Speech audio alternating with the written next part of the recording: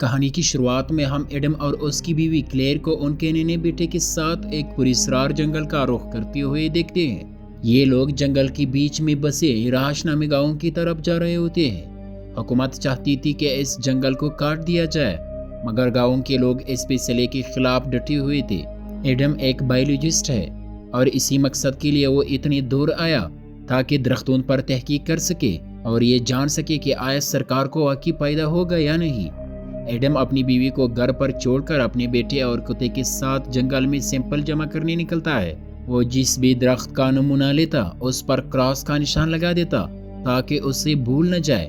اسی دوران ایڈم کا کتا بھونکتے ہوئے گہرے جنگل میں دوڑ جاتا ہے۔ ایڈم اس کے پیچھے جاتا ہے لیکن کتا کہیں نظر نہیں آتا۔ تبھی اسے ایک پرانا بوسیدہ مکان دکھائی دیتا ہے۔ ایڈم آستگی سے اندر داخل ہوتا ہے تو وہاں دیوار میں پھنسا ہوا ایک مردہ ہرن دکھائی دیتا ہے اور اس کی لاش سے عجیب سا کالا لکوڈ بہہ رہا تھا۔ ایڈم فوراً اس لکوڈ کا سیمپل محفوظ کر لیتا ہے۔ ادھر گھر پر کلیئر صفائی میں مصروف تھی اور اس نے کھڑکیوں پر لگی آہنی جالی بھی ہٹا دی تھی۔ اتنے میں گاؤں کا ایک شخص کولم اپنے بیٹے کے ساتھ وہاں آ جاتا ہے۔ کولم غصے میں کلیئر سے کہتا ہے، کیا تمہیں معلوم نہیں یہ جگہ کیسی ہے؟ تمہیں یہاں آنا ہی نہیں چاہیے تھا۔ کیا تمہیں اپنے ننھے بچے پر بھی رحم نہیں آیا؟ کلیئر اس کی باتیں سمجھ نہیں پاتی اور جواب دیتی ہے، برائے مہربانی ابھی یہاں سے چلے جاؤ، میرے شوہر موجود نہیں ہے، جب وہ آئیں گے تو تم ان سے بات کر لینا۔ کولم خاموشی سے وہاں سے رخصت ہو جاتا ہے۔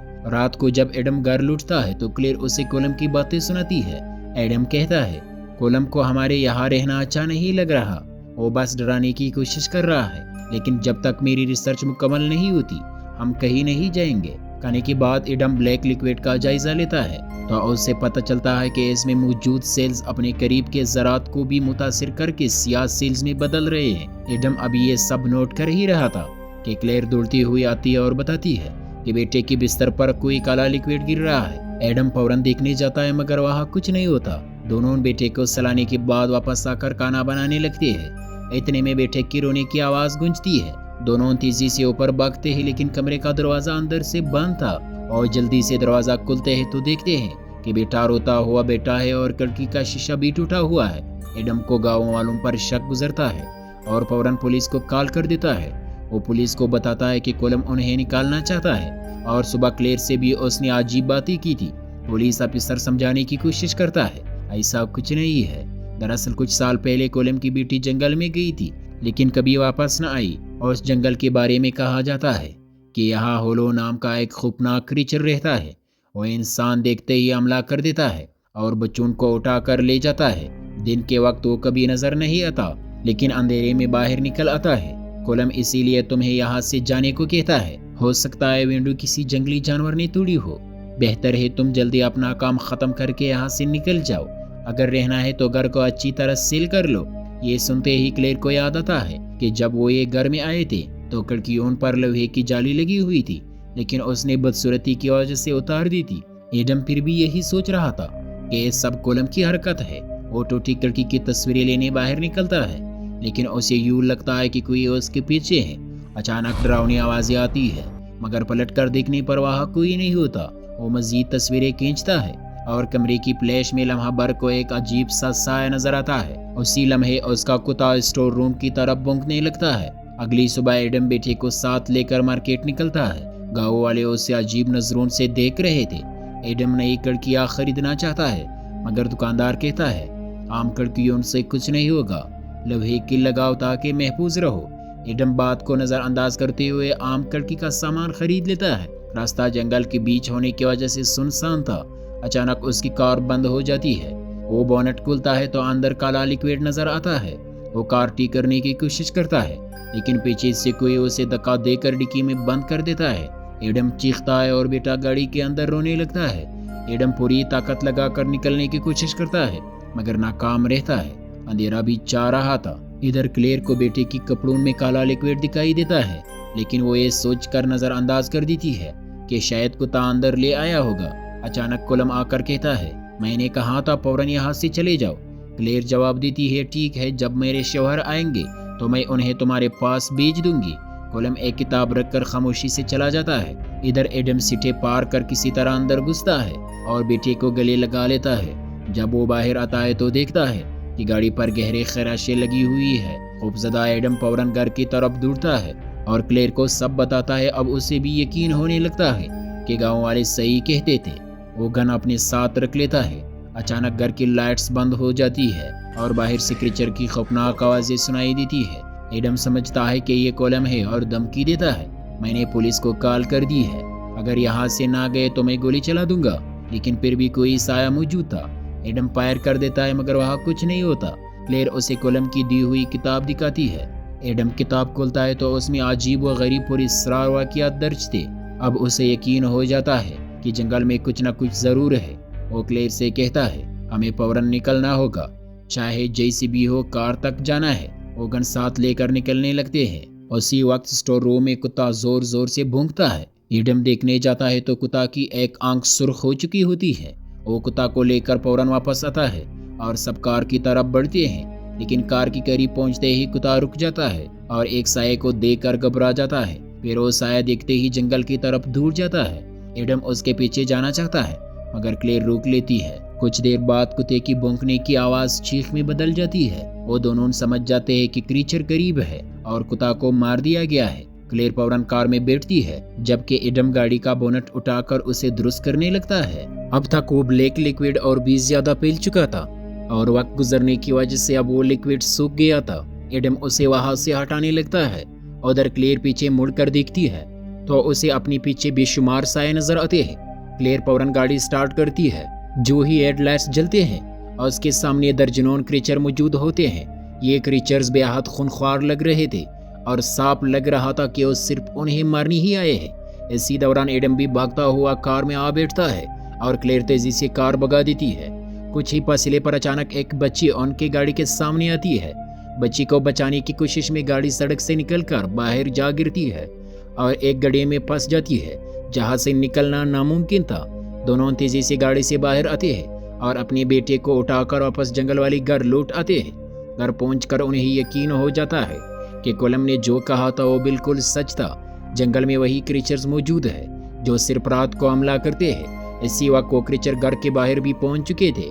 एडम आस्ता आस्ता दूर की तरफ जाता है और की होल से बाहर झांकता है मगर आईने उसी लम्हे एक क्रीचर उसकी आंख पर चिपट कर हमला कर देता है और उसकी आंख शदीद जख्मी हो जाती है। एडम फौरन अपनी बीवी और बेटे को ऊपर के कमरे में छुपा देता है ताकि सुबह तक उन्हें महफूज रख सके। लेकिन सुबह होने में अभी काफी वक्त बाकी था। एडम जानता था कि लाइट्स जगाना ही एक हल है। वो फैसला करता है कि अपनी जान खतरे में डालकर घर का जनरेटर चला देगा। इसीलिए वो आस्ता आस्ता घर से बाहर निकलता है। उधर एक क्रीचर क्लेयर तक पहुंचने ही वाला था कि उसी लम्हे एडम जनरेटर ऑन कर देता है। जनरेटर चलते ही पूरा घर रोशन हो जाता है और क्रीचर्स वहां से भाग जाते हैं। लेकिन इसी दौरान एडम के जिस्म में भी तब्दीलियां शुरू हो जाती है और उसके हाथ पर वही ब्लैक लिक्विड चिपका हुआ था और आंखों में जलन बढ़ती जा रही थी।